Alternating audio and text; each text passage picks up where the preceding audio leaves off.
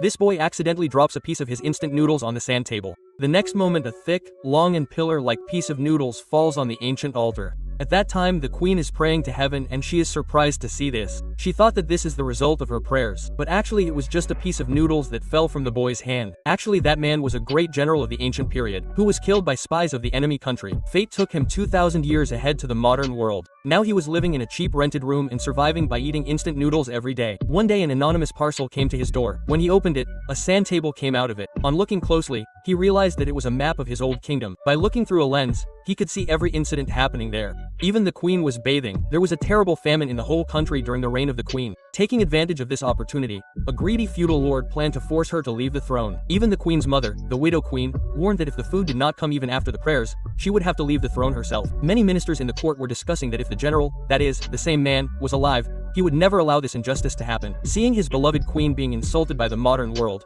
he angrily pressed the brick of instant noodles hard, due to which some pieces fell on the sand table, and as soon as those pieces fell, thick noodles fell in the middle of the altar in the ancient world. Everyone considered it a blessing from heaven. The queen happily boiled it and fed everyone. All the ministers started praising it, but that greedy feudal lord thought it was a trick of the queen. Seeing this, the boy understood that the queen had done this ritual to deal with the famine. Without delay, he poured a whole box of instant noodles on the sand table. The next moment, a big packet fell on the altar in the ancient world and the entire royal storehouse was filled with food in no time. Hearing this news, the queen was very happy that now her subjects would be saved from the cold. But then the enemy army attacked. The queen herself climbed the fort wall and started leading the army, but their supplies and help had already been cut off. Now their defeat seemed certain. The young man knew that the weapons of the enemies were very advanced, so he ran and bought some modern weapons and started using them on the sand table. As soon as the enemies came near the fort, he took out a flamethrower and set fire to the enemies. In no time, the entire battlefield started burning and there was a stampede among the enemies. Then he threw firecrackers and sparklers on the sand table, which spread even more panic among the enemy army. The enemy commander thought it was some black magic and ordered his army to retreat. When the queen came to know that the enemy had retreated due to the heavenly fire,